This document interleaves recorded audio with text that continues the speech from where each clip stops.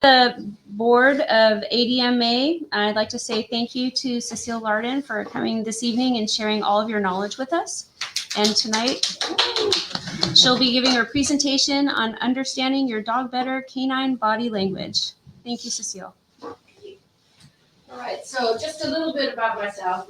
I don't know if you saw the little bio blip, but animal behavior has been a big passion of mine for a very long time. And then professionally, I sort of went into a slightly different direction within psychology, but I've always been interested in this. And then, as happens to so many people, when I got a very difficult dog, I had to like really learn about this stuff. And then it just kind of developed my interest, my expertise, my experience with various things dog related over the years.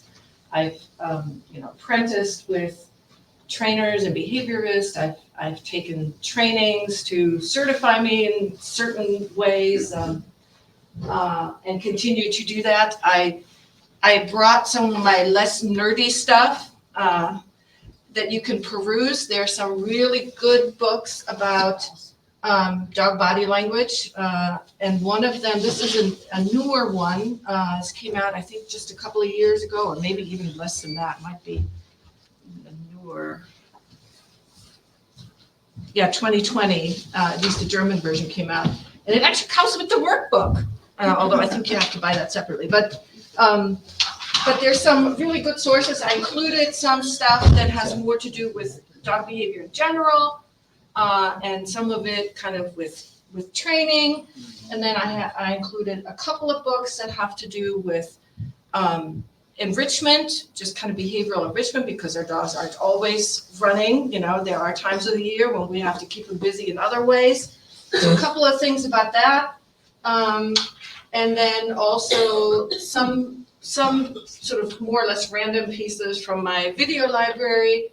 And there are also some really good ones in there. And so feel free to peruse. I'm working on a handout. I just couldn't get it ready for tonight, but a handout with additional resources of things you can find online, or with links to books that I would recommend. So we'll forward that to you, and some other sort of things to download that might be really helpful. Great. So if we put our email on the little sign-in sheet, we'll get that?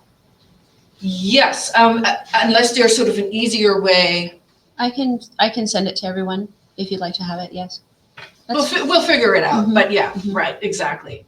And then, as Nora said, if there's interest in any other sort of behavior-oriented things that you would like to see as part of the educational series, put them down there. I'm perfectly happy to develop other workshops. There may be other people in town, like Susan Sampson, who would work with me on that, or if anybody else is interested in collaborating on something. But there are a lot of really good topics that have to do with mushing or skijoring or bike joring, and keeping multiple dogs that might be of interest. So I'm happy to do that. Okay, any other questions before we get going? Okay, there will be audience participation. So I will refrain from just talking at you, because nobody's having fun when that happens. So let's get started. Okay, so a few things just to kind of get us oriented. What I'm mainly focusing on is behavior. Humans, we have sort of this need, this urge to interpret what we see, right? It's just a human thing. We see something and we say, yeah, we want to attach some motivation or reason or something else to that. But what I want to focus on today is mainly the behavior itself, because we don't actually know what our dogs are thinking or feeling, or what state of mind they're in. We can guess, we can make assumptions, we have some fairly good ideas, there are some commonalities, but in the end, we actually really don't know. And so I really want us to think about behavior and learn to notice behavior without attaching an interpretation to that. Okay, so we're gonna practice that. The other thing is that when it comes to any kind of understanding any animal, including humans, we have to take the whole being into account. It's not like, oh, if the tail is doing this, then that means that. Or, oh, if the ears are in this position, that means that. All of those things can have multiple meanings. We all, humans included, but dogs too do certain things for multiple reasons. So for example, I had a great example early on, and now of course I can't think of it. But yawning, okay? Dogs yawn. What are different reasons for dogs yawning? Stress relief, okay, what else? They're tired. But most of the time when they're yawning, they're actually not tired. Okay, so stress relief, what else? They're bored. The dog is bored. Could be, yeah. What else? Calming signal to another dog. Yeah, it's an appeasement, yeah, right, as appeasement, right? So that's one simple behavior that can, within the context that it's happening, can have multiple meanings. And, then you pay attention to what the whole rest of the dog is doing. So if the dog is, curled up after a long run and it's yawning, then it's probably tired, right? If the dog is at the dog park or playing with a bunch of rowdy other dogs and starts to yawn, it's very doubtful that it's tired. Then it's probably stressed, right? So the context of all of these behaviors is super important. And again, it's the whole package that we have to pay attention to, not just one individual piece. Okay. So let's start with something really simple. This is the clown crew. These are my dogs. And this is on the surface, really boring picture of the clown crew. But I want you to kind of take a closer look and tell me some things that you see in this. Well, one dog's sniffing the other dog's foot. I see. Okay, so this one here, right? Yeah. There is some foot sniffing. Okay, what else? The dog in the upper left-hand corner is facing away from all the other dogs. Yeah, very good. Okay, what else? I like the one licking himself.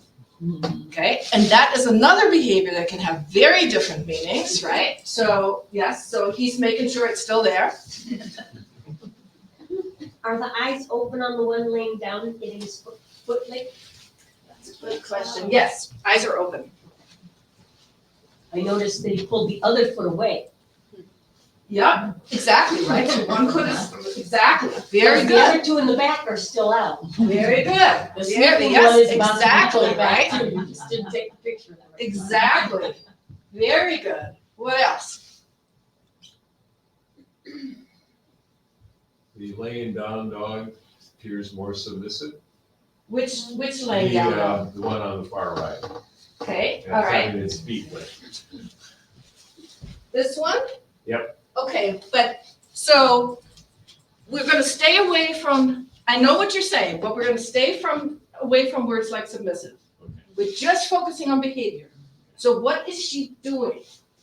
Resting. Forward. No, relaxing. She's laying on her side, yeah. Yeah. Okay, so let me give you a little bit of background to this image. Because it's kind of a Are story, they actually. related? Are they related, So, other than all being in your pack? okay, so these two are litter mates. This is Freya. She's the smallest one of the bunch. The other ones are all pretty much the same size, but she's the smallest one. They're all spayed or neutered, right? So there's no intact animal in here. So these two are litter mates. They're also the two oldest dogs. Then that's a male here, Leo. He's sort of the middle child. And then Dora over there is the youngest. Freya and Bart are what I call the non-breeding breeding pair. Bart, unfortunately, he died a year ago, but their role in that particular grouping really was sort of the role of the breeding pair. They kind of kept things together. You know, they kind of set the rules. Leo, poor Leo, he's, no matter what dog group, he's at the bottom of the totem pole. He is a very low status dog. Freya is a very high status dog. Always has been a very high status dog, even though she's the littlest one.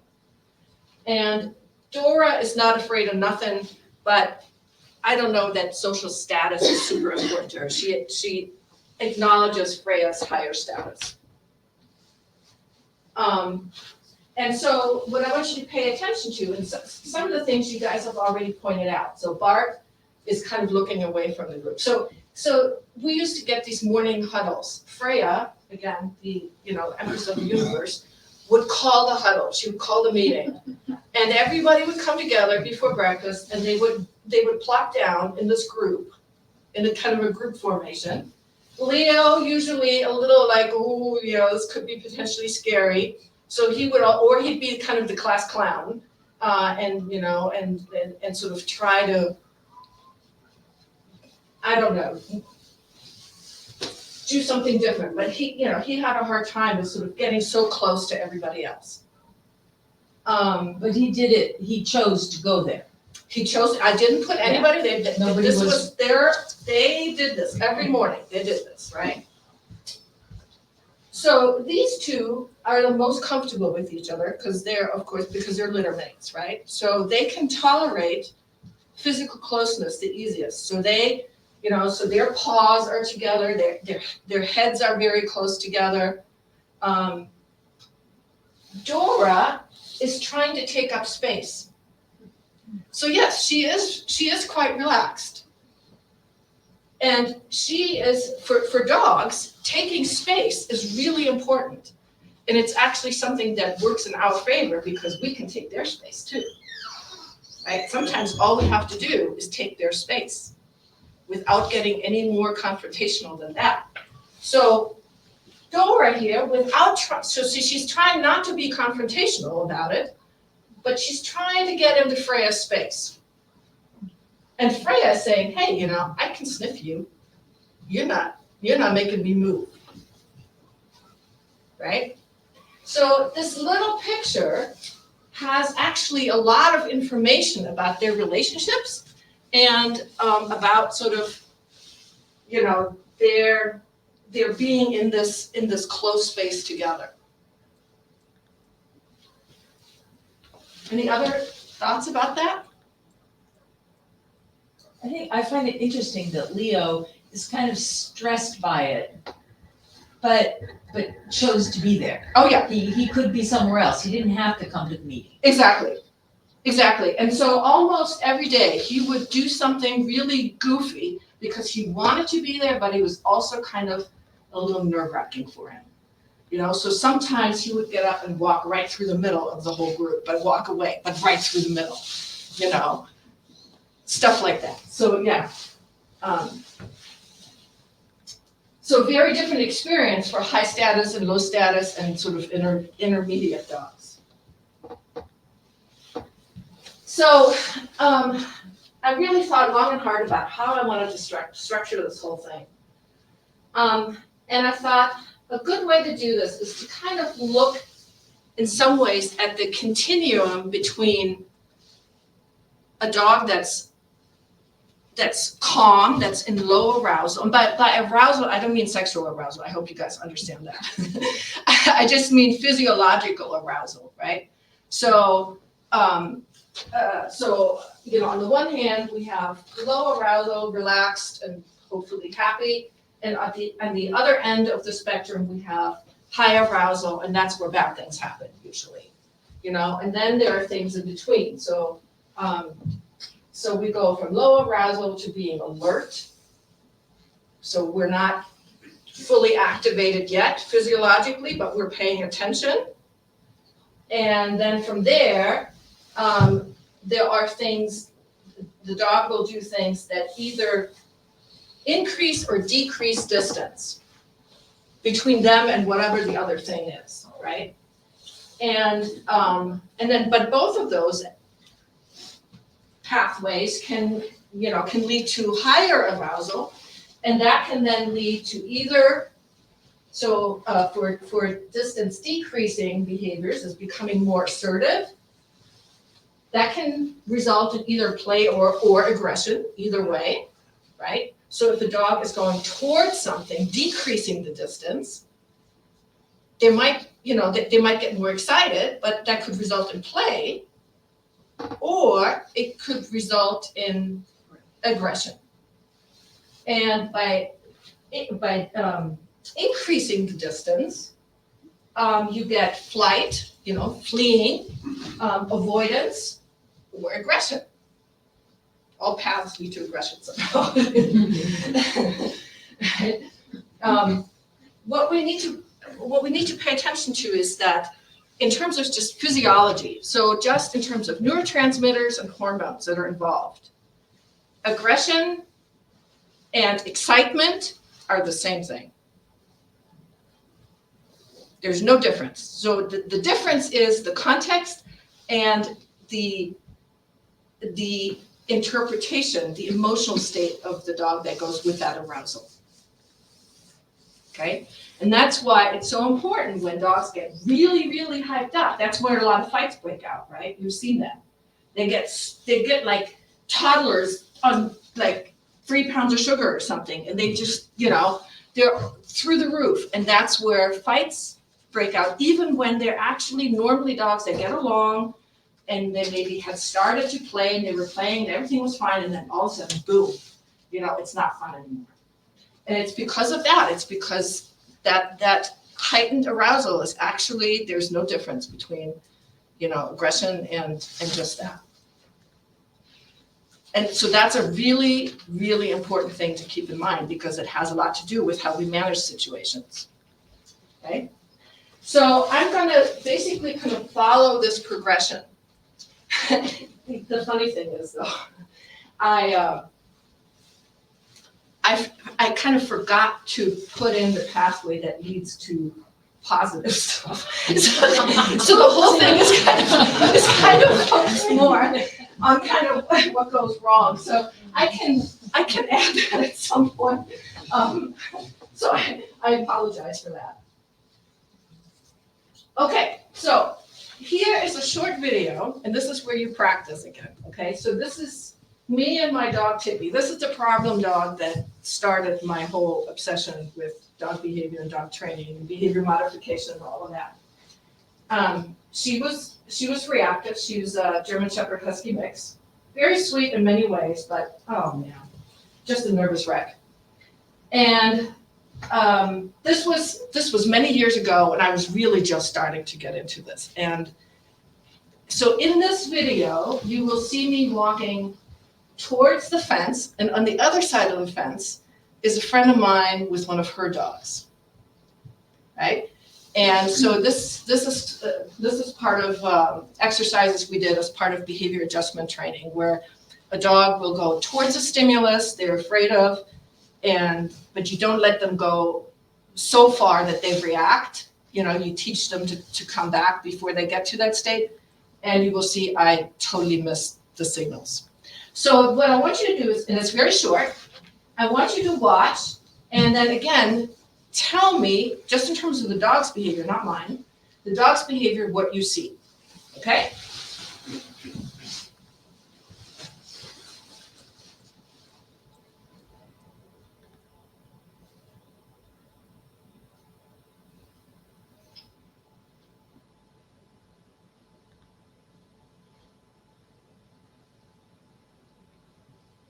Okay, that was it. Do you want me to play it again? Yes. Yeah.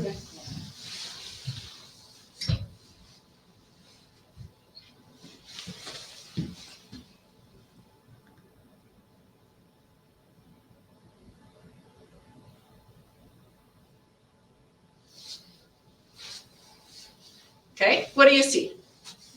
More into the head. As he's walking, his head is down. Okay, her head goes down, okay. She was focused on you when she started, and when her focus changed to the other, she followed that and ignored you. Didn't matter what the hell you were doing, you were behind her. Very good. So yeah, she started focused on me and then became focused on the stimulus, okay? The open mouth looked kind of like maybe she was panting, like stressed. I don't know. But she started with an open mouth, right? Yes. Let's not interpret. Right. Open mouth. Open mouth. Okay, good, very good. What else? Tail went up towards the end. Tail went up, right? What Ears else? got stiffer, Okay, a little more forward. Her gait quickened, like she was walking with you and then she kind of passed you. yeah. I'm gonna play it in slow motion. It's really fascinating.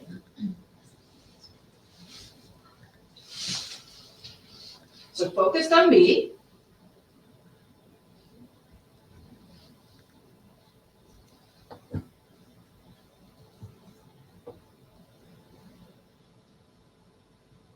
Okay, mouth is open, relaxed. Ears are kind of sideways, right?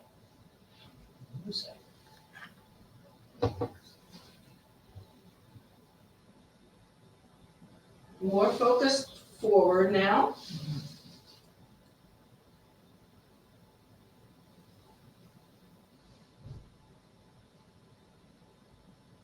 Mouth closes.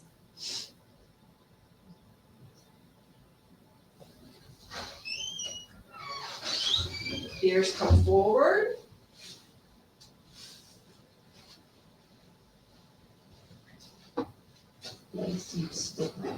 Yeah. Tail comes up. Right, so yeah, she quickens, tail comes up, and also, and it's really hard to see, especially with that chain link fence, she shifts her body weight forward. When she starts out, she's centered, right? And as she goes forward, she shifts her body weight forward. And I mean, I should have caught that long before she jumped, and I wasn't paying attention. But it's really fascinating, isn't it, when you slow it down, which of course we don't have the luxury of doing in the real world, but when you slow it down, how much more there actually is that I can guarantee you the other dog saw. Right? And then she's okay, and then she comes back to me. So for her, this was a distance increasing behavior. She did not actually want to meet the other dog. She was nervous about approaching the other dog and wanted them to go away. So it was a distance increasing behavior. But was that voluntary though? Because she reached the end of her leash, right? Mm-hmm. And that seemed to like snap her out of something.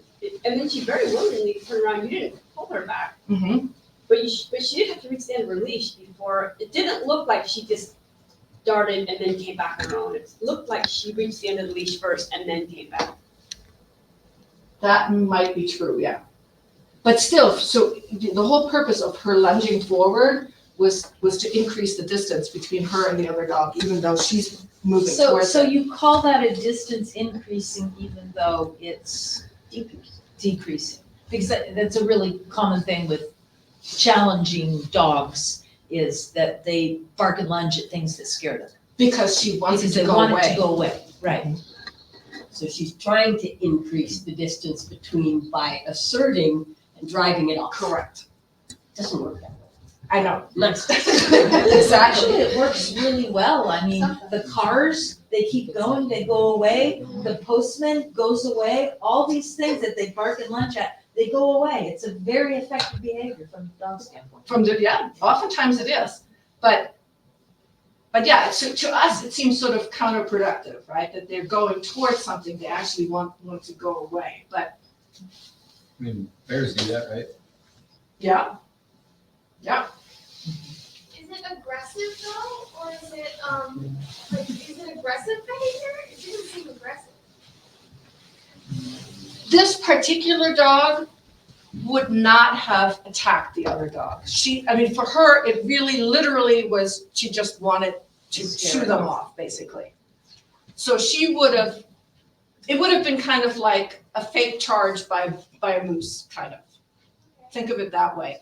But for another dog, again, this is why context is so important, right? In another situation, or depending on how the other dog reacted, that might have turned into an attack. So how would you tell if you're going towards something like to engage with it and happy with it, or if they were nervous about it? Because it looked like she was wagging her tail in her, and she looked like she was engaging in a good way until she barked. Her tail was not wagging. And wagging tails, by the way, this is one of the big misunderstandings among humans. All a wagging tail means is excitement. That's all it means. There are different kinds of wags. There are some wags that indicate more of happy excitement and some wags that are not happy excitement, but really all the tail wag means is excitement. So, but she wasn't wagging her tail. Her tail came up. As she got closer, her tail went up. And I'll get to that because we'll go through like the different stages of arousal. But her whole body got more tense the closer she got. You know, like her mouth closing. So if you still have that question when I get further in or get through, then I'll come back to it. How's that? Okay. Okay, so what do these pups have in common? Again, behavior. No, open mouths. They all have open mouths, Well, that one isn't really open. kind of, sort of, but yeah, more or less open mouths. Okay, what else? They're also. Okay, well, what's a smile? Soft eyes. One of them is the corner of the lips going up. Right, so their commissures, that's their lips and dog thing. Their commissures are back but relaxed. Right, their lips are relaxed, but they're pulled back. It's like our smile. We pull our lips back, but our facial muscles are relaxed. So all of their facial muscles are relaxed, right? What else? Soft eyes. Soft eyes, and not just soft, but also kind of squinty, right? Yeah. Kind of squinty, soft eyes. What else? Your ears are kind of relaxed. Yeah, relaxed ears. Relaxed tongues. Are they when they're standing straight up and flopping in the breeze? Right? It's hard to know when you don't know the dog, like the middle one. I don't know what that dog's normal ear set is. Well, So, and with the yeah. floppy ears and the tufty ears, it's, so what you pay attention, and I agree, I find this very difficult. That's why I prefer prick-eared dogs, because they're easier to read.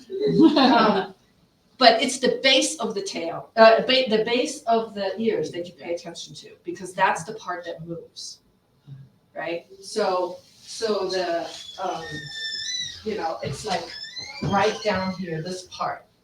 That's what you pay attention to. And that can move forward or backwards, even on floppy-eared dogs. So when dogs are happy and relaxed, low arousal, you mentioned a lot of things, right? Their bodies are relaxed. They might even be sort of like totally floppy, like dead weight. When you pick them up, they're just like, they have relaxed facial muscles, they have soft, squinty eyes, they have relaxed, partially open mouths, their ears are in a neutral position. So they tend to be up but not forward, so it's not just how raised they are, but also which way they're oriented, right? So they're not turned forward, their tails are relaxed and in a neutral position, and that of course depends on the dog. What a neutral position Neutral is. is hug.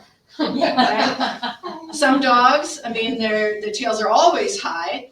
And in fact, somebody told me, and this is what gets me about dog breeding. I just go, ugh. For terriers, they wanted dogs that are really sort of forward. And so they're breeding terriers that have tail sets that are in an exaggerated high position, because that normally is a signal for a dog that's hyper aroused and that's about to jump into action. It's kind of Hello, a terrier. pre-aggressive Right. kind of move, right? And so, but many terriers are bred to have these very high tails that are kind of stiff, to give that appearance of sort of, pouncing on their prey. But so yeah, so whatever is a neutral position for that particular kind of dog. Their movements tend not to be the ever so elegant, smooth trot we see in our dog teams, but I have too many legs, they're all kind of all over the place, they're wiggly, their butts are wiggling, right?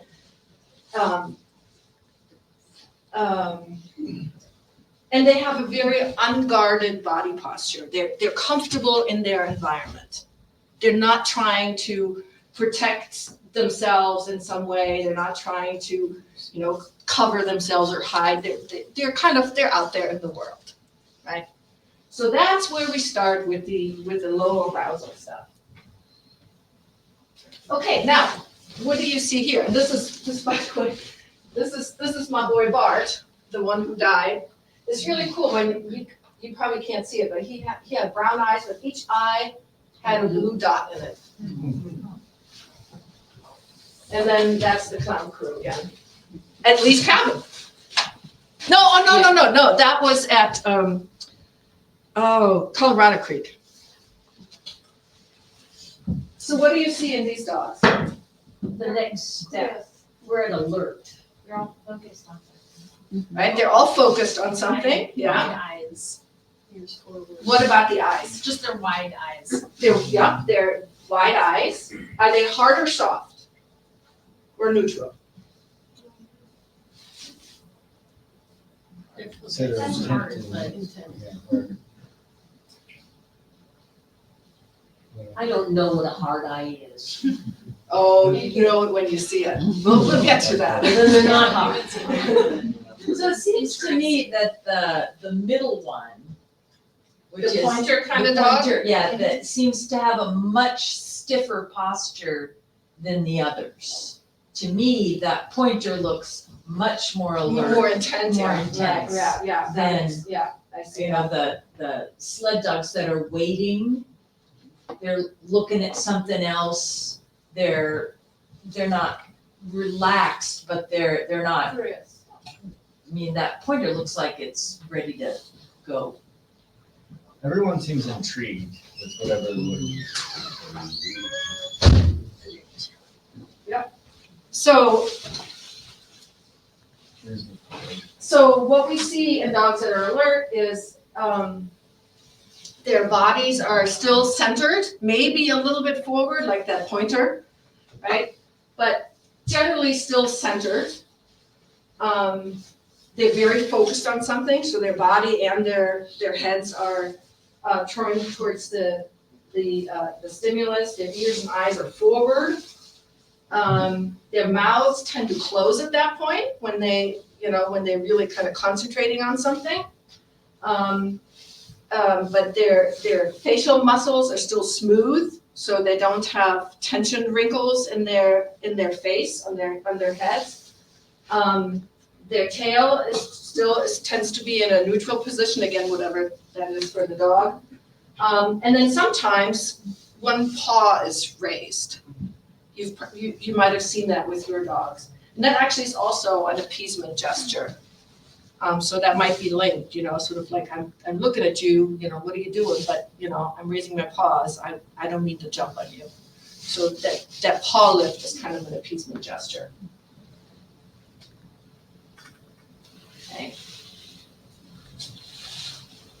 Okay, so we've already talked about sort of the difference between distance decreasing and distance increasing. I found this picture really fascinating. I don't know anything about these people or the two dogs, but they sort of encapsulate the whole idea of wanting to increase and decrease distance, right? You know, they're both on pretty tight leashes, which generally does not help. Yeah, it's usually much better for there to be a loose leash, because that leash adds tension, and if we're tense, it travels through that leash, and and the dogs will respond to it. But yeah, I mean, okay, who votes? Who thinks that the dog on the right is the distance decreasing dog? Hands up. Okay. Okay, what about the other way around? Do you think the dog on the right wants to decrease? No, increase. Increase. The dog on the right wants to increase the distance, and Yes. the dog on the left Right. wants to decrease. Yeah. Exactly, right? So the dog on the But the dog right on the right is is forward. pulling forward, even though it wants the other. And it's one not to just go. the pulling, because the dog on the right is pulling too. Right. But it's where the body weight is positioned, right? So the brown dog has its whole body shifted forward, including the head.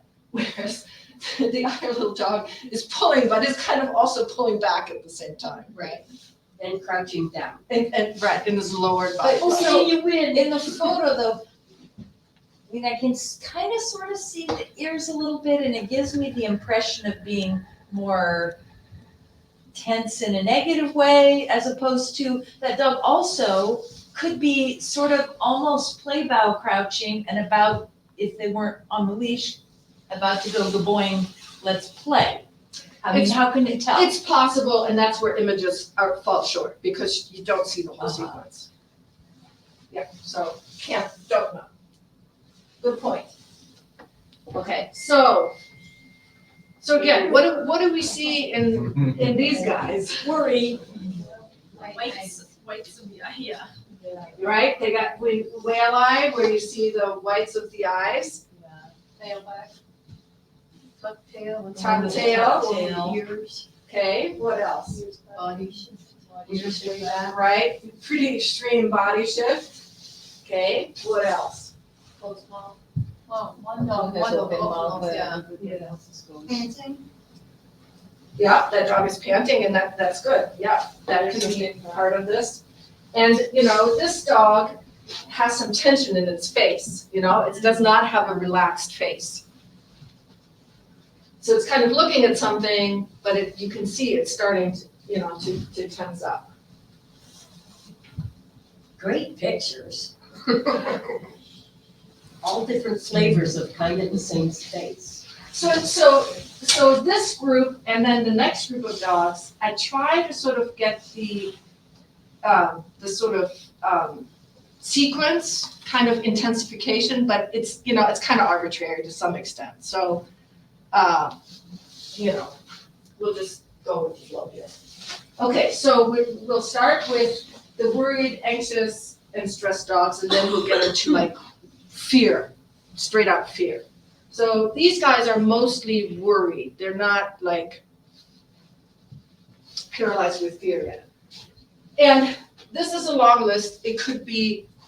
I could add several other things to the list of behaviors that dogs will express in that state of mind.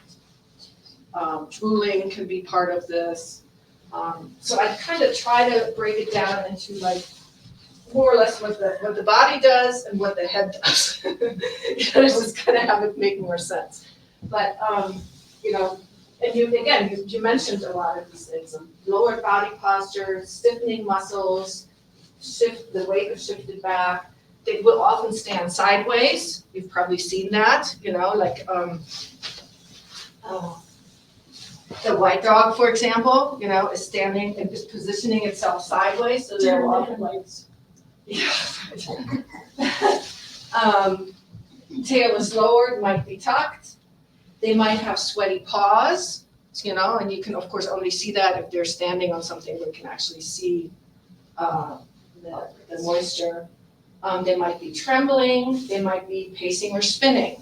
And that would be a displacement behavior. They're nervous, they don't know what to do with that nervous energy, and they they need to do something, and so they start pacing or spinning.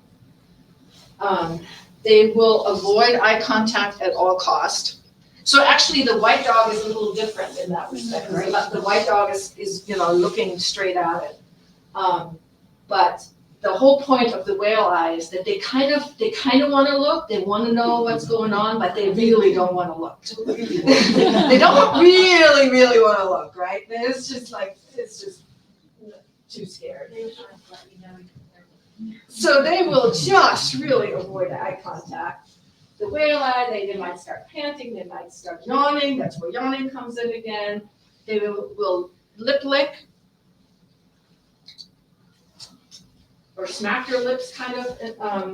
The ears start to get lowered and turn back. They might even be growling, depending on how worried they are. And then again, I mean, we could add a whole bunch of other behaviors that would fit on this list. Not every dog is going to exhibit all of these behaviors, and each individual dog will not exhibit the same set of behaviors in different situations, right? So a lot of it, again, depends on the context. Okay, so now we're kind of upping that arousal level, right? Now you start to feel really bad for them, don't you? Now it's starting to get really sad. So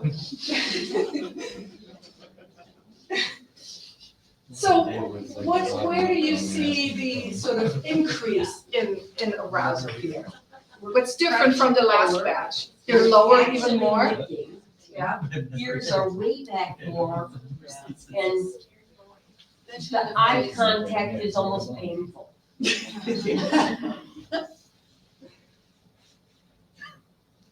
Right, I mean, this poor little dog just really does not want to look at whatever it is.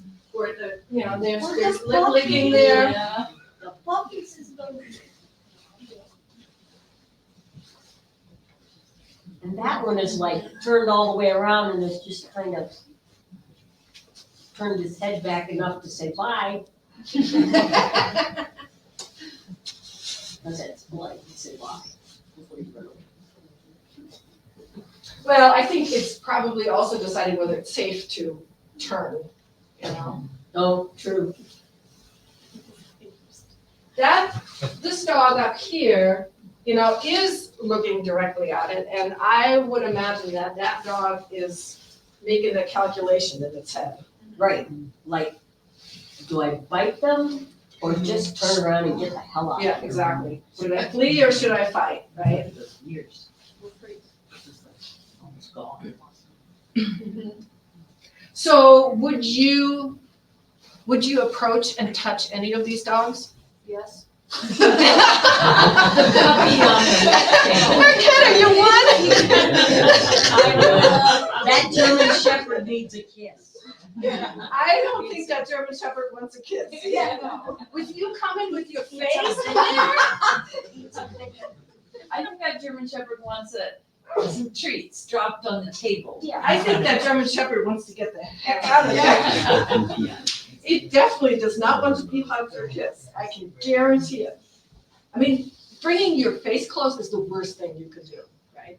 Or putting your body over any of these dogs. I mean, when you think about it, You can see sled the dogs. hand in the one picture. Hmm? That Yeah, even the hand. Yeah, I mean, not- the whole hand thing is a total primate behavior. No other animal except primates do this. Nobody. To dogs, that is really rude. We think it's really polite and we're offering our hand, for them to sniff and all this.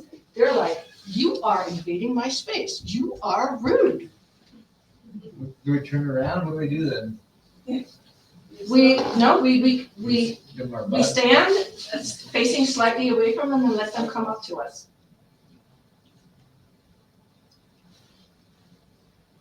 Once we have a relationship, obviously it's different, but a dog that we don't know, the best thing is not to reach out with the hand. And I mean, sled dogs to me are, are fascinating in many ways, but one is that they tolerate behavior from us that very few other dogs would tolerate. And one of the big ones is that we routinely stand over them, right? When we harness them and whatever, we routinely, I mean, without even thinking about it, we reach over them, we stand over them, we muck around over them. Pick them up and load them in a truck. And they tolerate it. I mean, it's really amazing. But to most other dogs, that's frightening in the least, or it's just, it's an aggressive gesture. You just don't do that, you know? So again, I mean, this is where context is super important, you know? If it's dogs that are used to certain human behavior, that's one thing, but dogs that are not, like maybe a feral dog, you know, so this might be a feral dog. I don't know, but it might be. They're not used to that, and they're not gonna respond to the behaviors that we think are polite or helpful, because to them, that's really actually threatening. But so Marquetta, were you joking when you said you would touch any of them? Of course not. You know me. I'm like, help you. I'm gonna help you. No. And of course, I mean, you know, the question then is always, well, so what do we do? Because there are situations where we need to handle a dog that's afraid, right?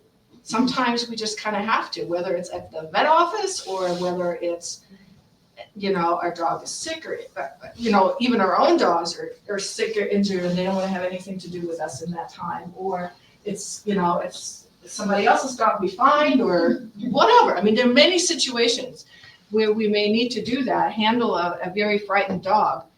And so then, of course, it gets kind of tricky because you don't want to escalate that situation because they might decide to, you know, to go for fight instead of flight. So that might be a topic, you know, we could tackle another day if you're interested. It's kind of thinking about, you know, how to respond to some of these situations.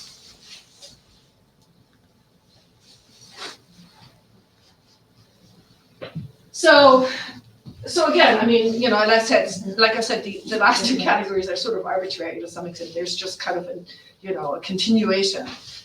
So you see, you know, pretty much the same signs as the worry dogs, but just much more exaggerated.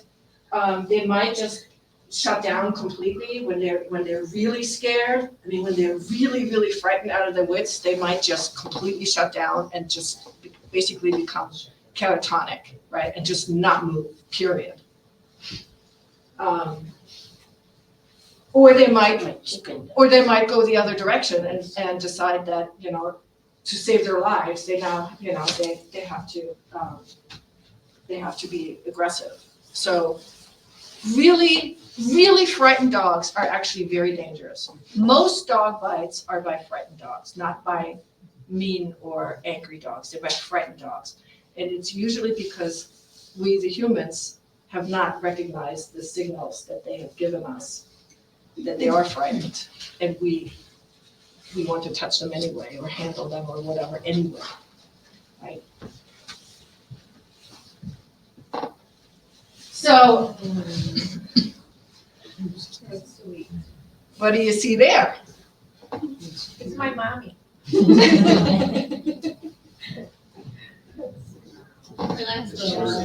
Furs up. Ears back, but relax back. Okay, ears back. Wait to kind of forward. Weight is kind of forward and towards the human, right? It looks kind of like hackles are up. Yeah, it's kind of hard to tell with the light because it's kind of backlit, yeah. Okay, what about the eyes? Those eyes. You can see a little bit of it. They're a little bit whale-eye-ish, you know, so it's definitely looking at something, definitely focused on something, but not willing to look straight at it or orient its body straight at it. It looks like, if that's the tail, it looks like there's motion in the tail. Yeah, that might be, yeah, the way that picture is, you're right. So I would say that is a conflicted dog. That's a dog that on the one hand is interested in whatever is there, but is not sure about it. It's a conflicted dog. Yep. And it's, and it's showing a mix of both increasing and decreasing distance behaviors, right? So when you look at the image, so on the one hand, it is still fairly relaxed, body is still fairly relaxed, but the ears are back. It's got the little bit of whale eye. It's The weight is forward. but it's towards the human, right? The weight is shifted towards the human, towards safety. So away from the stimulus, right? Away from whatever it is. So that dog isn't quite sure about it. And again, this is sort of a moment where oftentimes we misinterpret. And we don't recognize that there's actually a mix of signals that we're getting. And we may need to give that particular dog some time to kind of figure out, to kind of come to a decision, basically. Would I rather you stay away and leave me alone, or is it okay to decrease the distance? So giving that dog a little space and time might resolve that. But so I would definitely, in that moment, I would not approach that dog. Is it possible that it's also doing some kind of guarding? It's possible that it's, well, no, possessive. They're usually not that protective. They're usually possessive. But I know what you mean. Yeah, I think it's, it's guarding its human resource, It's like, you can't have him. He's mine. This is my person. This is my person. You can't have him. Right?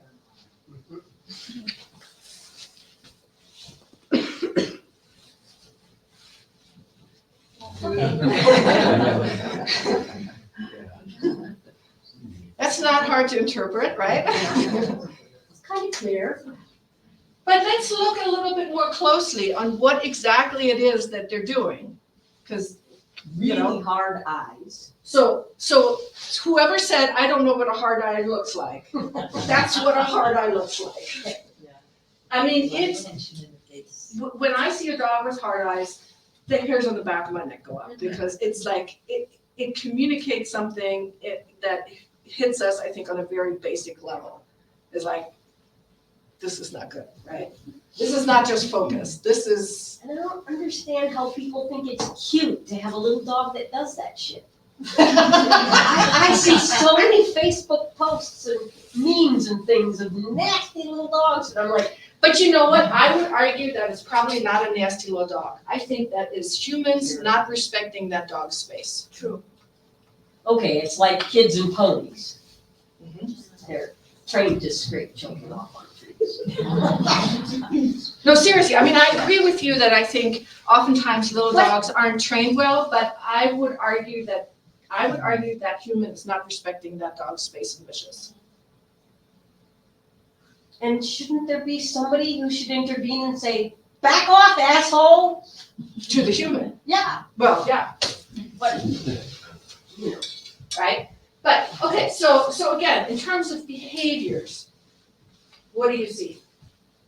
Teeth. You see teeth, but let's be a bit more specific. Distance increasing. They want whatever it is to go away. Okay, so again, that's an interpretation. That's the mouth. What do you see about the mouth? open, Mouth, Lips open. tight and pulled back. So where are the commissures?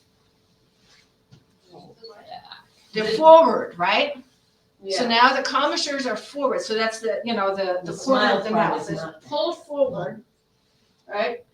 I never noticed how far up the noses go Oh, I know. when they smile. So this is what's called an offensive pucker or a C-shaped pucker. Is it, because it's shaped like a C. So when you look at the side of the mouth, it's a C, as opposed to more of the elongated mouths that we saw earlier where the lips were relaxed or pulled back. When they get to that state, the commissure, the lips are pulled forward, so that creates that C-shaped pucker, and that's when you absolutely know for sure they mean business. This is not for show. This is business. Okay, so they show their teeth, lips are forward, what else? Weight in the front. Weight is forward, right? Extremely so. Yeah. What else? Your ears are all back. Well, they're down more. Well, the golden ears aren't really all that far back. Well, again, you kind of have to look a little bit at the, at the base, but I would agree, it's not a lot. Well, I mean, so these ears are forward, right? So this is where, again, sort of to some extent, the dog's attention plays a role. A dog that's trying to, that's basically on the aggressive path will be forward in all parts of its body. The ears will be forward, the body will be shifted forward, obviously the mouth is forward. But a dog that's really mostly afraid and is showing that seat pucker might have its ears, will probably have its ears down and back. The body might still be forward, but other parts of the dog will be lower, will be, so again, they're sort of, to some extent, conflicting signals. And I'll show you more of that in a minute. So, you see that the muscles are really tense. Tail is as high as you can get, right? And is very tense. You see wrinkles, certainly around its mouth, but oftentimes you'll also see wrinkles on their forehead because they're just tensing all of their facial muscles. The problem, of course, is that we're usually behind the dog. So it's really hard sometimes to see all of that stuff because we're behind the dog and we see the butt, and that, so sometimes we don't react fast enough because we're not seeing some of those signals.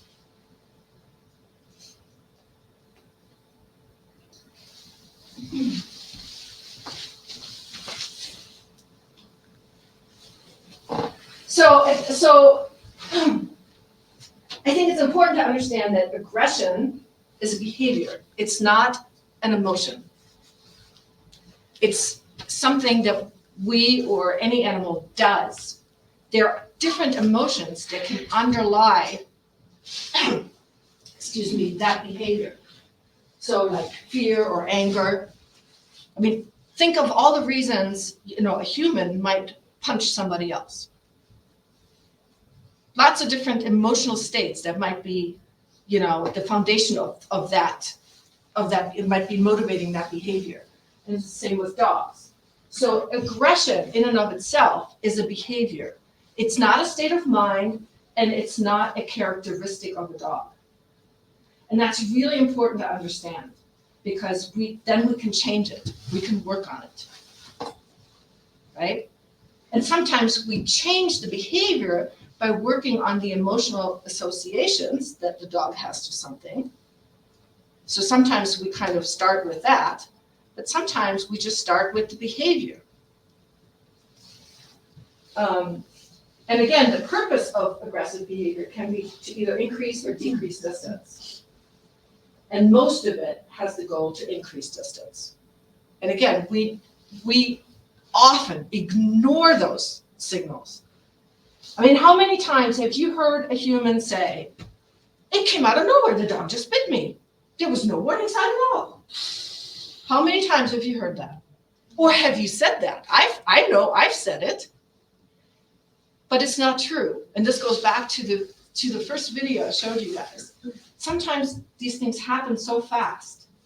They're so truncated that we miss them. But the dog has told us. It may have been subtle, but the dog has given us warning signs. We just didn't see it. So for example, growling. Growling is one of the most helpful behaviors for us because it tells us that the dog is getting to the point where it's going to bite, right? It's the like loudest warning signal they can give us that something bad is going to happen really soon. If you warn them for growling, you teach them not to growl, and they just go straight to the bite.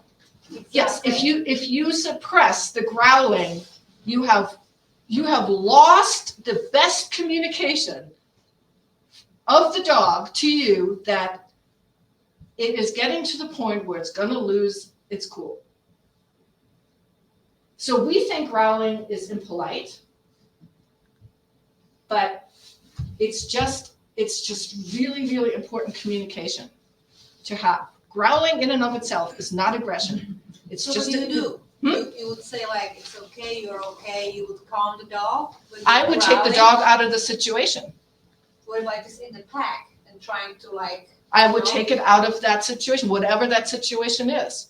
So, because you can't communicate to a dog basically that it's okay. You can't. The dog will hear you sort of with a soothing voice, but it doesn't understand what you're actually saying. It doesn't understand what it's okay actually means. What it hears is you saying calm down. But in that situation, it may actually be very appropriate not to be calm because it might be a dangerous situation.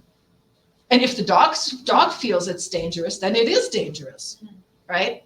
So I would remove the dog from the situation and then handle the situation. So if it's a bunch of dogs that got too aroused, I would separate all of them, put them in separate spaces or on chains or whatever, but stop the interaction completely. And once things have calmed down again, then maybe, a couple of them can start to interact. But that's where you have to manage the context. So one thing I do, I have a dog that has decided he doesn't particularly like one of my other dogs. So he's okay when other dogs come up close to him, lay down next to him, but this one dog, I just don't like you too much. He tolerates her, but if she starts getting too close, he does a little growl. So what I do is, the other dog, she tends to be like, oh, you're growling at me, you don't want me to come close, I'm gonna come closer.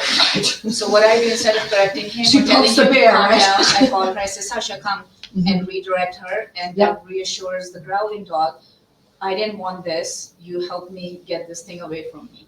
So it just ends at the growl. Exactly. And I know that my other dog is going to push when he growls, she's gonna push his boundary and be like, let me test you. Exactly. So I just you're tell right. her to come, move away. But I never correct his growl because that's the gentlest way he can tell her, I don't like you around me. So Exactly. give me my space. Exactly. He deserves his space, so. Yeah. I'm not gonna force him to, no, don't growl, let her sit next to you. It's a big enough house, she can sit in the Or corner. leave them to it, Yeah. and exactly. No, I think you're spot on. I actually do that with two of mine, poor Leo, the lowest ranking dog. And Dora, she was the one that was laying sideways, she torments him sometimes. And I tether her so she can't. And then he can decide if he wants to play with her or do whatever. But, she can't go after him. He can keep however much distance he wants. And I don't let her go until she's calm. so I was asking when Kali coming, to meet us, Mhm. there's a lot of puppies, she will come there, and she like, and everybody just leave her alone, and she's fine, and then they complain, but the first thing, she's like, hey, give me a space. So should I remove her, or should I she's just making like herself, I don't know. That's a really good question, Marquetta, and it's kind of a similar situation to dog park entries.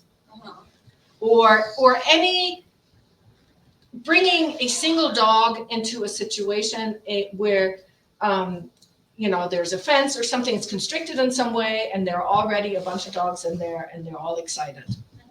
And with puppies, they have. They're happy, and yeah. They're happy. They don't have any social skills. Yeah. They don't know what they're doing. They have no sense of boundaries. But that's why these entry situations are so tricky, because on the one hand, so they're very frightening, I think, to dogs. And if they're not frightening, they're just really annoying because all of a sudden nobody respects your space. She's not afraid of the puppies. We know that, right? No. But it's still rude of them. She's still sort of encircled by them. One thing you could do is have a space and put her in there first and then let one puppy in after the other. But so she's not confronting all of them all at the same time. All I do now is put a spade there, he runs and everybody running after him and I put her there. You know, that just reminded me of in San Francisco getting on a commuter trains in rush hour. You're trying to get in, all these people are trying to get out. Giving space. It's true, right? And it's really, Put it in your space. it's really an uncomfortable feeling, isn't it? Or an elevator, right? I mean, it's just really uncomfortable, and dogs aren't any different. Mari and I are part of a group of people who sometimes we take our dogs to the South Davis Dog Park like in the evening when nobody else is there, right? And we call it the Spicy Bitch Club because our girls are all spicy. But it's the same thing, whenever one of the members comes, we grab the dogs that are already in there, we move far away from the gate. So the new dog can get in, can get oriented, can sniff around, and then we let one dog go at a time. So they're not all, mobbing the dog that just came in. Thank you. So we've already, we already talked about the behaviors that are related to aggressive behaviors. This graph, I think is really cool. I don't know if you guys can see it well enough, but I think this is really cool. So up here, so along this line, you have increasing fear, and coming down, you have increasing aggression. Okay, so if you look at, so this dog here is not aggressive and not fearful. So this is basically the neutral dog. Okay. Okay? This dog is not fearful, but aggressive, right? And so you see there's the C pucker, right? The forward face, the face forward, the ears up and forward, and, and a lot of muscle tension. I mean, it's hard to see, but, around the eyes, the muscles are tense. This dog over here is very fearful and also aggressive. Very conflicted. Right? So it's showing behaviors of both of those things. It's showing its teeth, but the ears are out and down. It doesn't have the C pucker. It could. Sometimes the fearful dogs also have the C pucker. But it's, so again, it's sort of showing behaviors that kind of fit into both of those categories. And, I can certainly make this thing available. So, when I put all the packets together, I can definitely forward that to you. And this is the dog that's fearful but not aggressive, right? That's the dog that's sort of submitting. Ears down, like, don't hit me, please don't hit me, right? But that dog could change if you kept coming. That dog can change, exactly, yeah. If you push that dog far enough, exactly, that can change very quickly. Right? And then all the other dogs are sort of somewhere in the middle there, along the progression. And then this I think is really cool because this is kind of sort of similar, but with the whole body. And this is the only slide I have that shows the happy part. Yay! So here is the neutral, calm, relaxed dog. This is the alert dog. I mean, they call it the ambivalent dog, but it's the first step of arousal that we talked about.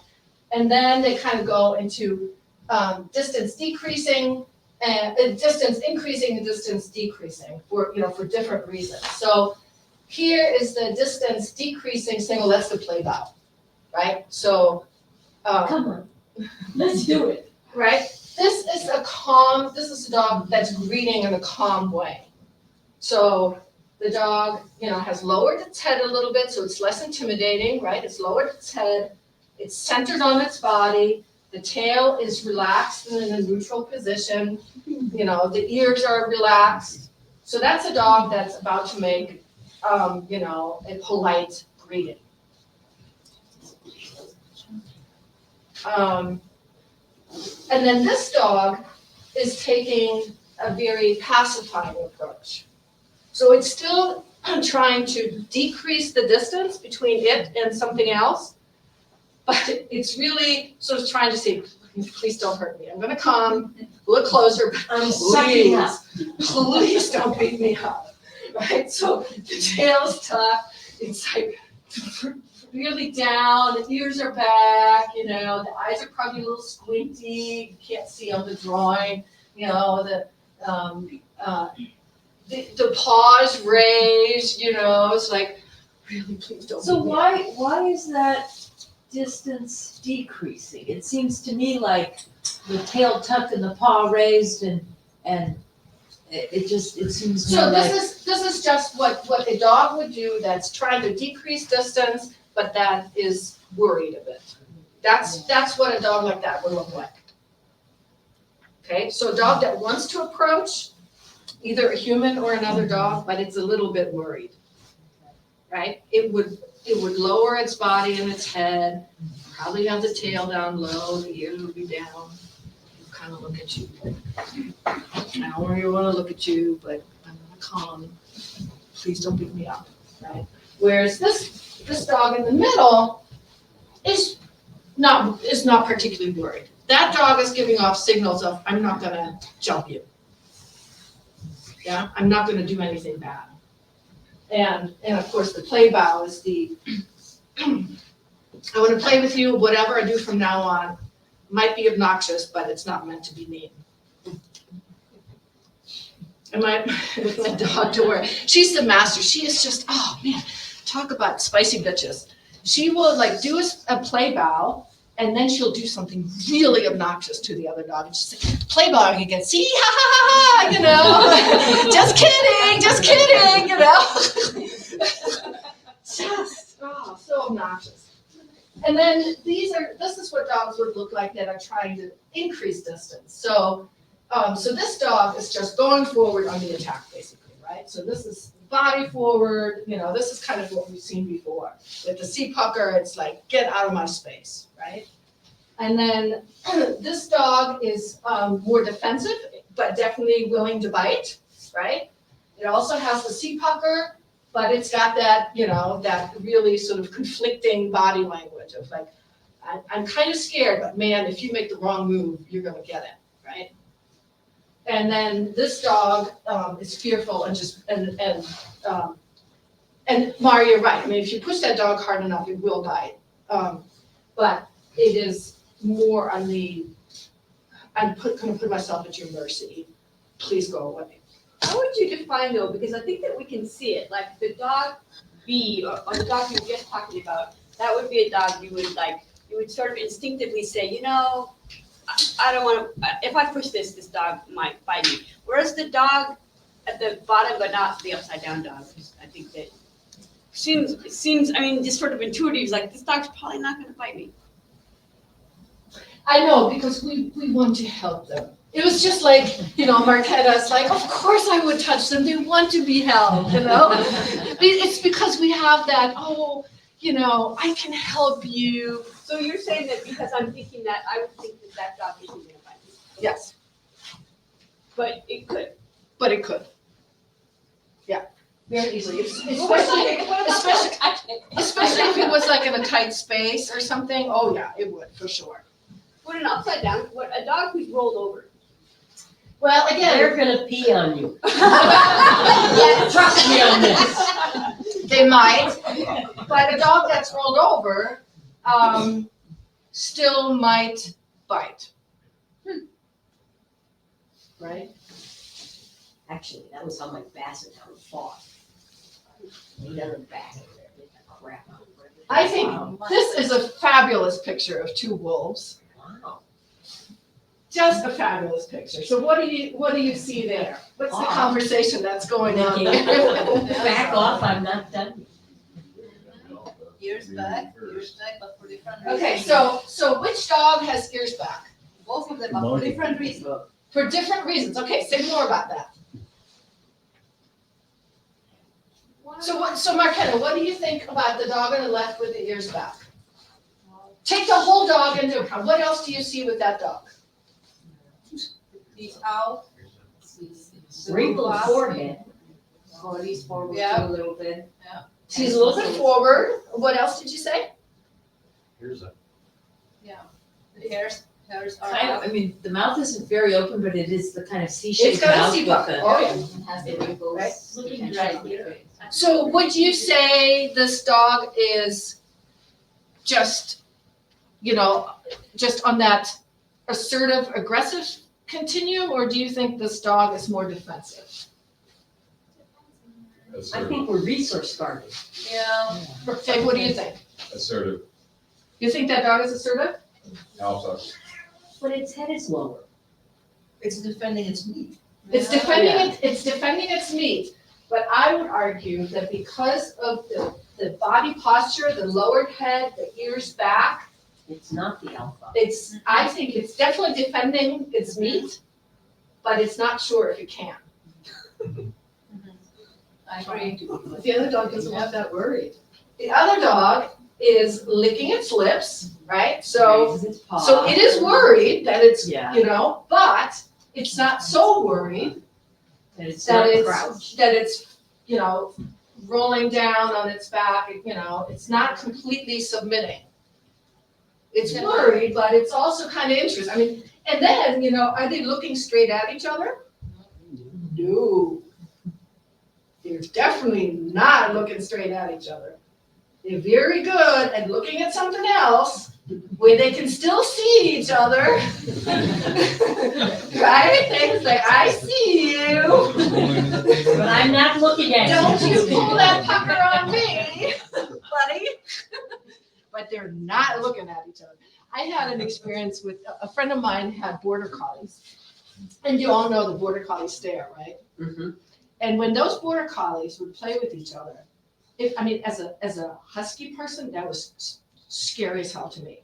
Because those border collies they would get into each other's face, like inches away from each other's noses and staring at each other, when one had a ball or something. And they would just stand there and stare. And if that had happened in my house, it would be a fight. You don't stare at somebody like that. You just don't. And wolves don't just stare at each other, but So it also depends on the breeds. if what? We are learning behavior, but it also depends on the breed. On the breed, yes, that's what I'm saying. So the border collies, they're bred to have that stare, to confront sheep and goats and whatnot with that stare, but they can tolerate it with each other because they know what that means. But a husky is like, oh, no, you don't. Or a German shepherd, you just don't. Now you're having the behavior that she's gonna stare. Like the thing she's scared of, she's actually gonna stare and just watch like the behavior of human object or anything. She's not gonna look away, and I don't know why, because she's gonna have control, or I don't know. So what do we see here? These are gestures that are often misunderstood as well. And they're actually two different gestures here. So on the one hand, we have a submissive grin, and on the other hand, we have what's called a fear grimace. Which of these dogs would you actually approach? The third one. Not the one on the left. Not the one on the left, right? That one's scary. Exactly. Hard eyes, right? So the teeth thing like that is a submissive gesture. But that dog is not ready to give up. So that's what's called a fear grimace. So they're afraid, but they're thinking about whether they should act in some way. The other two dogs, they have soft eyes. Well, see, and I'm gonna wait until this one opens. Cause I'm not really sure. So, but that one I'm looking. No, that dog just really doesn't want to look at you. It's just like, Please don't. So oftentimes, people think that this is like they're expressing that they feel guilty about something. That's not what that is. It's an appeasing gesture. So, for example, there's the scenario of dog has pooped in the house and you come home, or it's gotten into the trash and the human comes home and you see this. We often assume that means they know they did something wrong and now they're feeling bad about it. That's not what that means. What that means is there's poop in the house, and that means this person is going to get angry. Or the person came in the house and is acting angry, right? So, Yeah, they don't but know why. they don't make the connection between them pooping and they're not supposed to, or getting into the trash.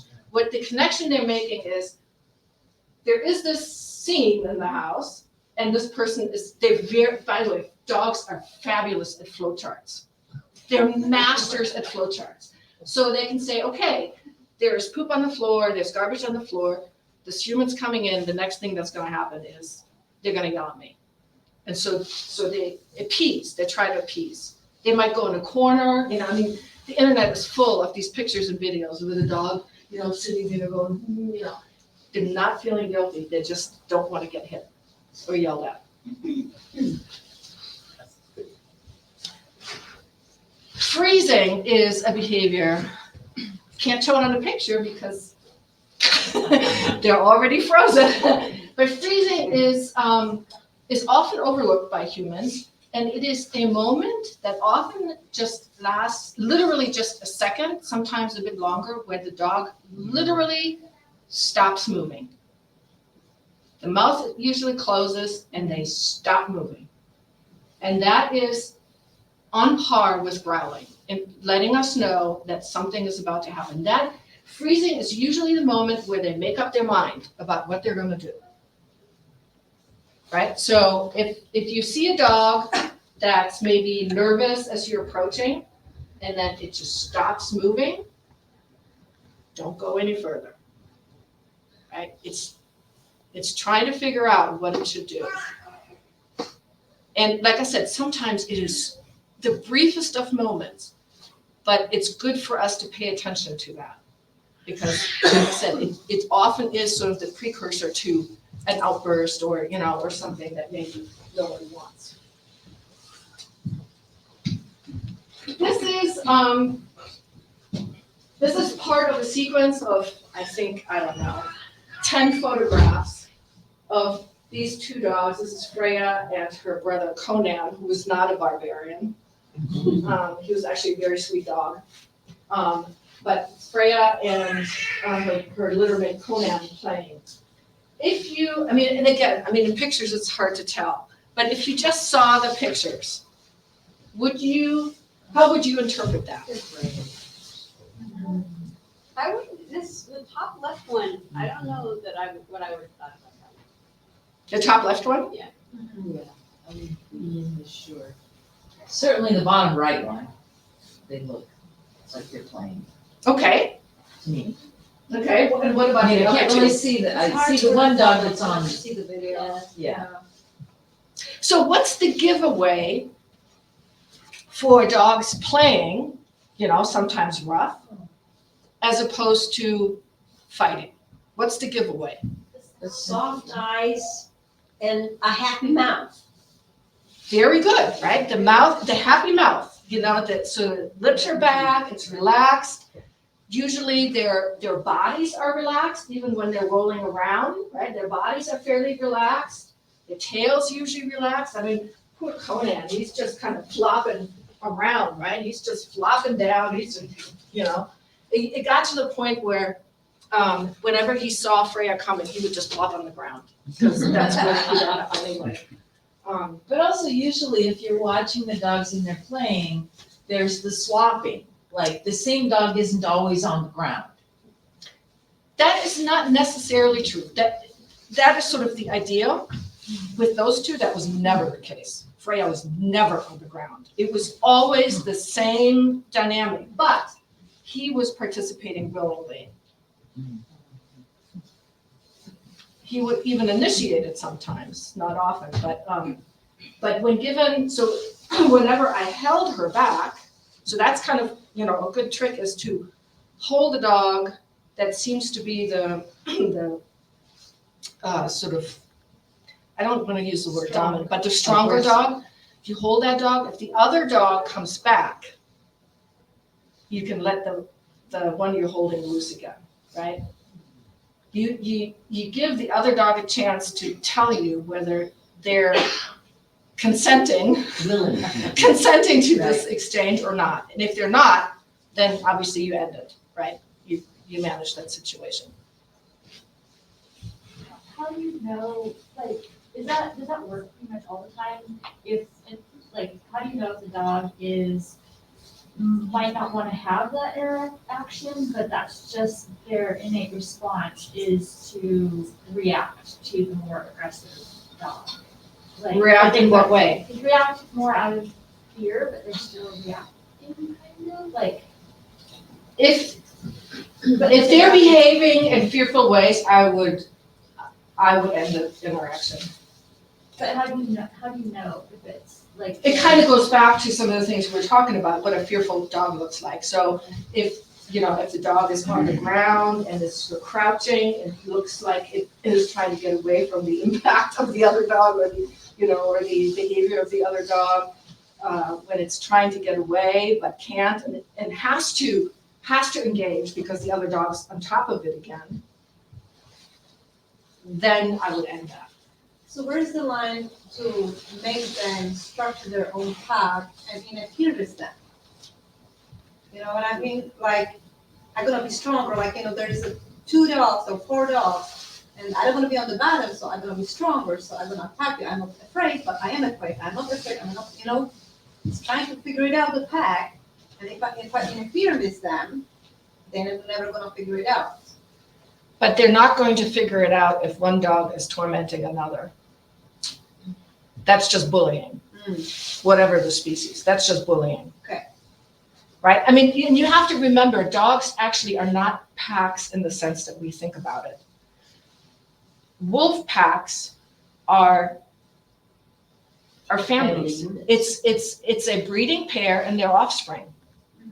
Right? So that's a very different configuration from dogs that are unrelated that we're forcing to live with each other. True. Right? It's a very different dynamic. And even captured dogs from different backgrounds, from different packs, when you put them together, they don't behave like natural wolf packs do. So the early wolf studies were actually conducted on these artificial wolf packs in zoos or rescues or whatever, where they had unrelated wolves living together. Those were the early observations of wolf behavior, and they were wrong because wolves in packs actually don't behave that way, and dogs don't actually form packs. Not in that sense. They form groups, but if there is a dog that consistently bullies another, they're not going to work that out. You have to manage that. The same if there's a dog that's always nervous about being there, always uncomfortable. It's not fair to that dog. They can't work it out. There's a science writer, his last name is Budiansky, and he wrote a book. It's outdated now in terms of the research, but it's called The Truth About Dogs. And it has a great chapter about what's the difference between dogs and wolves.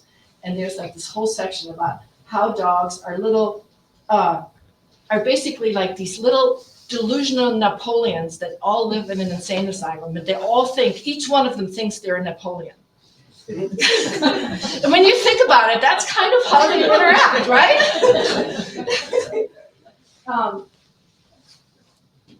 And dogs that are wild in the sense of they're not owned, but so they live in human proximity, but they're not owned by anybody. They don't form packs. They move around during the day and they meet up with different dogs, but they don't live in a pack like wolves do. So they don't have the same kinds of relationships.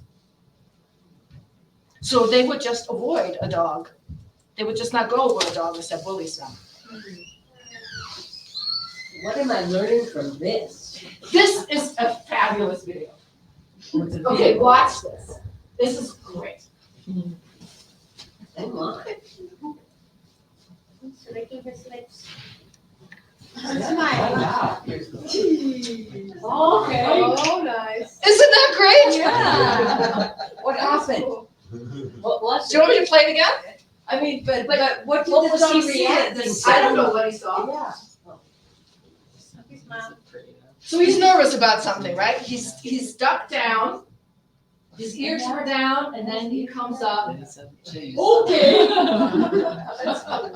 Isn't that great? Because it really shows like the whole continuum, right? I think it's fabulous. Okay, luckily, this is a photoshopped image. Thank you. Luckily. Buttons for the bunny? The whole point of this is to say that we have to distinguish between predation and aggression. If those two hounds had caught the poor pugs and killed it, that would not have been aggression. No. Right? They're hunting. And I can tell you, I have seen situations at the dog park, the busy dog park, where there were groups of dogs running around, getting overstimulated, and one literally became the prey, and the others were literally hunting that dog. And that poor thing kept going to its human to look for safety, and the person was talking to whoever else was there at the dog park, would say, "Oh, go play." They do, and then at some point I couldn't watch it anymore. I said, "Okay, you guys know that this isn't play anymore, right?" And they said, "Oh, they do this all the time." Right? So it's really important to be able to tell the difference. What is predation and what is aggression? So this, you can't see this. It's just kind of a nice description of kind of the escalation. And again, I'm happy to make all of this available. This you can't read, I know. What I like about this is that it says sort of, we have sort of this, a certain amount of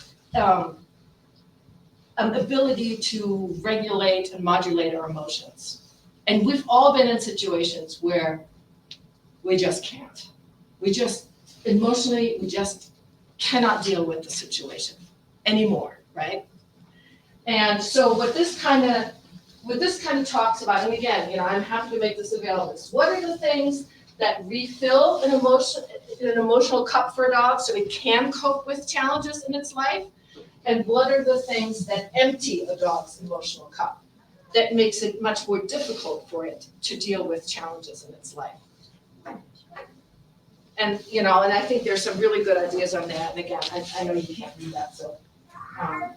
With kind of related to that, my challenging dog that I have right now, it seems to me that she's a couple standard deviations away from the mean.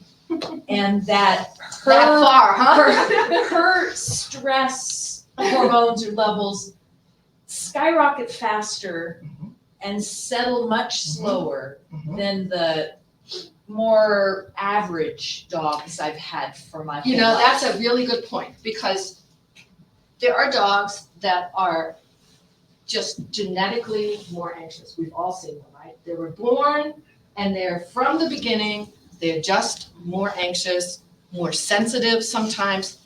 It's just how they were born. We can help them mitigate that to some extent, especially early on during those socialization phases. But their base instinct, their base tendency is going to be towards anxiety and fear. And sometimes they're way up, just like humans, right? There are some humans that no matter what, they're just anxious, right? It's just how it is. And so, yes, so there are dogs like that, and they're challenging. I agree with you. Leo is one of those he's so sensitive. Oh, he's just like this little petal, I feel for him. And you're right, I think that some dogs really escalate very quickly. Tippi was one of those dogs. She went through the sort of escalation signals that I've talked about very quickly. Right. And there are some dogs who will do that very slowly, and they will look at you and go, "Oh, I feel uncomfortable with this. I really do." And you don't react, and then they kind of nudge you. really, I really don't feel good about this, And, then they might vocalize in some way, or they, but they kind of get there very slowly, give you lots of time. They might growl repeatedly to give you lots of time. And like I said, other dogs just boom, and we can mitigate that to some extent. Sometimes medication helps, not always, sometimes medication helps, sometimes desensitization helps, just getting used to the world. But for some dogs, frankly, they would be just happier if they didn't have to go out into the main world and just stay in their backyard, It took me a long time to learn that this dog couldn't walk as far and as often as I had done with all the other dogs I ever had. That it was just too overstimulating, and we needed a shorter walk and then not go for a walk the next day. Yeah, right. And that was weird to me. Everything is a challenge. Yes, Everything is exactly. a challenge. I mean, imagine living like that, where everything, just leaving the house, is a challenge because it's too hot or too cold, or smells overwhelm you, and it's too loud, and everything's moving too fast, and it's kind of how I feel going to a big city now.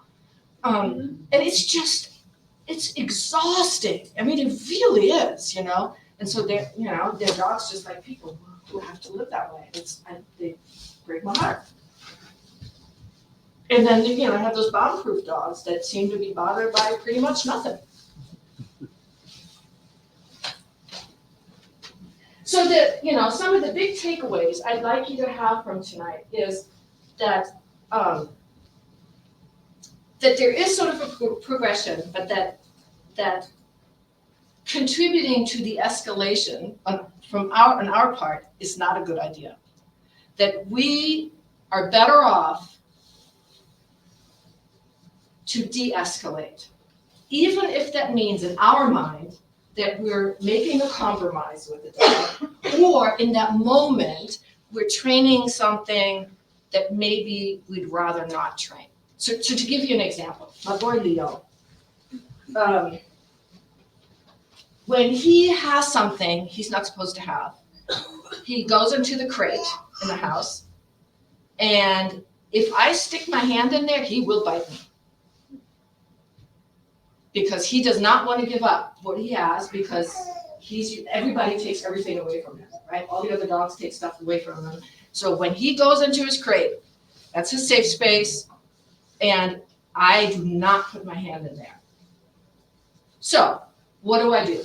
I have, so what you can do is trade. Give him some food, throw food out into the room. They might go get it. Leo's like, no, I'm not trading. That's not good enough.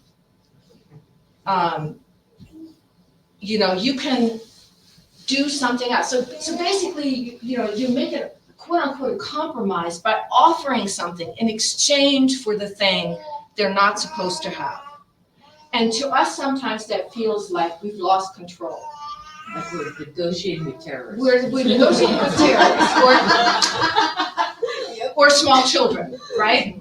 Exactly. But it's a cost-benefit analysis, right? So in the moment, you might be saying to the dog, you're not supposed to have this. You're not supposed to have this, but I'm going to give you a treat anyway if you let me have that thing. So in the moment, that might seem like we're giving in.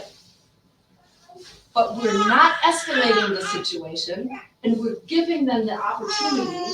We're not breaking the trust we have with them. And we have an opportunity to manage the situation differently the next time. So when I know, for example, sometimes Leo doesn't want to go where I want him to go. And he goes in the crate because he knows I'm not going to pull him out of there. So what do? When I know there's a situation where he might not want to cooperate, I close the door to the crate so he can't go in there. Right? So this is where our big brains have to come in, and we have to sort of anticipate what those difficult situations might be, what our dogs are afraid of, what they really object to, and sort of manage the situation so we're not faced with a dog that is now in high arousal and might be willing to bite, or we, or again, we sort of lose that trust, they shut down. On the long run, that's not helping us. So what specifically that is, again, if you're interested, we can cover that in at another time. But I would really encourage you to not sort of have it in your mind that they have to do what you want them to do, no matter what, because we're the boss, because sometimes that it doesn't pay off. Now, I'm not saying they should always be able to do what they want to do. Obviously not. I mean, we all have to do things we don't want to do, right? They have to go to the vet, whatever. I mean, there are things everybody has to do they don't want to do. What I'm saying is manage the situation so it doesn't get out of hand. Okay? And this is just Dora being a very relaxed dog. Nothing else about that. She likes to ride in the car with her, She has a beer, she's just Hope she's not driving. No, she's not driving, that's why she has the beer. So any questions at this point? And again, if this has sparked, your thought about something related to this or something else, please put it on that sheet. We can always offer, another time. There's so many really interesting things. I'm happy to come back. And you can also just contact me if you have a question. We'll make my email available. And just feel free to ask. All right. Any other thoughts? Yeah. We adopted, we've never had a husky before. We have a German Shepherd husky that we adopted. He's about 7, so he's an adult dog, and he's a great dog. But when we first brought him home, he would sit in in his dog bed or wherever, and he would just stare at us for hours. And I don't know if that's something to do with that breed it was almost disconcerting that this dog would just stare. And I think he's channeling his inner shepherd. He still does it occasionally, but when we first got him, that's all he did all day long. Just staring. Yeah, so he's not sure of himself, so he's keeping tabs on you. Okay, so it wasn't anything, after a while it eased off a bit. Yeah, right, because you figured out your routines and, what happens and that he's safe and all that stuff. So, yeah, but, German Shepherds tend to be really hypervigilant. Is that what it is? Because I'd wake up in the night and I'd see these 2 eyes. I was just sleeping. I wasn't a threat to him or anything. It really is. It's a breed thing. It's partly a breed thing. Very hypervigilant. When you pair that with anxiety, it's just like, oh my God. Yeah. So maybe that's the color thing, because she has a 5% German Shepherd, so maybe that's why she's staring at the things, she doesn't like. Yeah, like that. Especially Greg. Oh, that's funny. That's really funny. She's always keeping an eye on him. Yeah. Any other thoughts? I have a question. Yeah. I have a Skijoring Malamute and a husky, and husky would run forever. Correct. And the Malamute not so much. Right? Exactly. But there's a section of trail that we run that where we pulled over and dog team blew by us, and she didn't like that section of trail. She'll shut down, and a lot of the things you described are anxiety, unsure, fear reactions. Which one shut down? The Malamute, yeah. And so it made, we're always trying, this Freya is her name. Oh. Yeah, and she's I'm her biggest cheerleader, but sometimes it doesn't work. And so is the best, you say remove them from the situation, but moving down the trail would be getting out of the situation. But she'll just yeah, drop back and want to be behind me, and obviously that doesn't work on skis. So this is an interesting thing, because there's this thing called one trial learning, where one experience creates a learning association, right? So for her, it was that experience that frightened her of being Yeah. passed, and now she's afraid of the trail because she's Yeah. associating that with the trail. What I would do is not take her on that trail for a while, and then maybe go partly on that trail, but then back out again, and kind of slowly start to get her used to it. And you might also practice passing with her, so she's less frightened of that. Yeah, and in a team situation, no problem, but like Right. just skijoring. her Oh, yeah, no, pace, it's very different, you're Yeah. right. Oh, yeah, I've noticed that with mine too. The more dogs, the more they're like, you Yeah, know, yeah, it's a train. oh, yeah, exactly, right, yeah, oh, yeah, for sure. You can try shortening the tug line on your, just a little bit staggered behind husky. Okay, And then it'll create a little bit of a team pace effect from the husky. okay, that's good. Yeah, that's a good suggestion. And also have her on the outside of the trail as opposed to the inside. Oh, she puts herself on the outside. Thank you. So it's a very similar situation where 2 years ago, maybe 3 years ago, one of my huskies, Mrs. Peabody, broke through. We were free running on the river and she broke through. And freaked out. You must have been so scared. She will not go on any body of water. Yeah. At this point, I'll take her on a leash and she'll still try to go back. She'll go on a sled, like you said, she'll go on a sled, but she will not free run. You know, And I it's, don't know what to do. dogs are funny in this way. They're very, very, very context specific.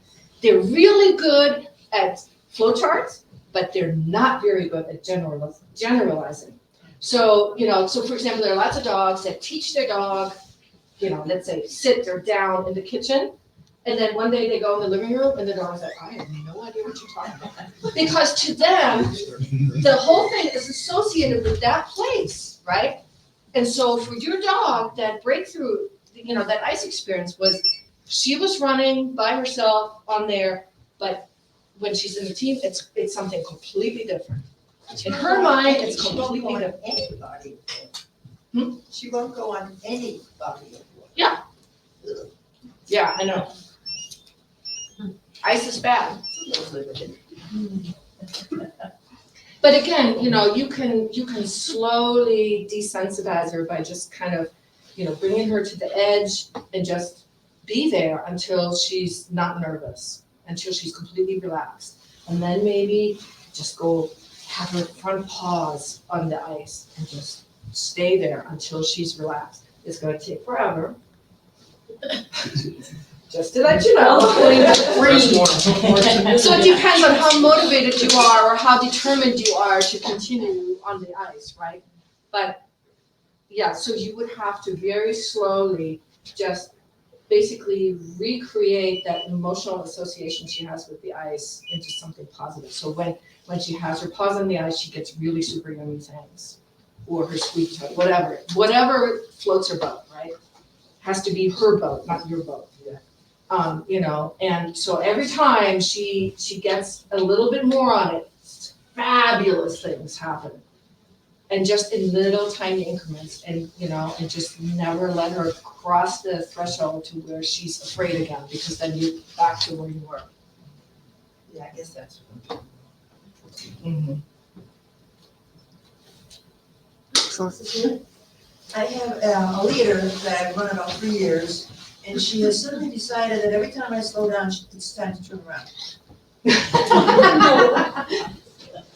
Okay, so that could have multiple reasons. It could be that there could be a physical reason. It could be that she's in pain, or Snacking in the truck is part of it, so I stopped that. okay. But it's, So basically, slowing down gives her the opportunity to turn around, because when they're going, she can't, exactly. right? So the slowing down just gives her the opportunity.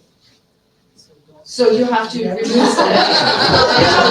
the incentive. Don't let it be again. I slow down. And the other thing you can do actually is let's say you've been going for a while and they're really going, and she's in there, she's doing her thing. Stop them, just stop them and give her treats. If I, yeah. And then, no, take a break, get off your sled. But I mean, when I'm doing that, she is in the process of turning around. She brings It's the like I don't team around have the minute time she because stops. I was trying to run up there, type, good girl. But she'd meet me halfway. And she just suddenly started doing You sure she doesn't have pain? You're sure? Yeah. Because as soon as we turn around and start heading home, she's just fine. But they will tolerate a lot of pain if it's for the right reason. So if she knows she's going home, she might tolerate. So it's worth checking out. Have you ever taken her out in wheel? Put her in wheel. Yeah. 4 dogs. She can turn them around. She was Yeah. kind of, she didn't, that first day was okay, but the next day she felt kind of, I think, she seemed to feel humiliated. Your interpretation. She hung her head and she looked, And then I got on a different trail and she was better. But she might have been just so accustomed to the trail. That could be, if that's your usual turnaround point. Well, no, I tried to get her head. And then I would try to stop. I didn't want to turn around yet, I just wanted to stop. And if I make it very brief, sometimes Is she this doesn't dog even- partly Siberian? It's one of Brent Sass's old leaders. Oh, because I was thinking, so if there's not a physical reason for wanting to turn around, there are dogs that have no tolerance for repetition. With my dogs, when I take them on the same trail, even the same trail system repeated, they're like, oh, no. Boring, not this. Got something else, But they're Siberians, and they have zero tolerance for Running, routine. period. So they want to go, it just has to be something new and different and Okay, exciting. today I went to a different place. Yeah. It was much better. Yeah, right. So that could be boredom. Yeah. And I know from, from at least one musher who was, training for the quest, and she said, she just has some dogs, sometimes from the same litter, who just don't want to do the same training run, and they just don't want to do it. And if they don't train, they can't come, obviously.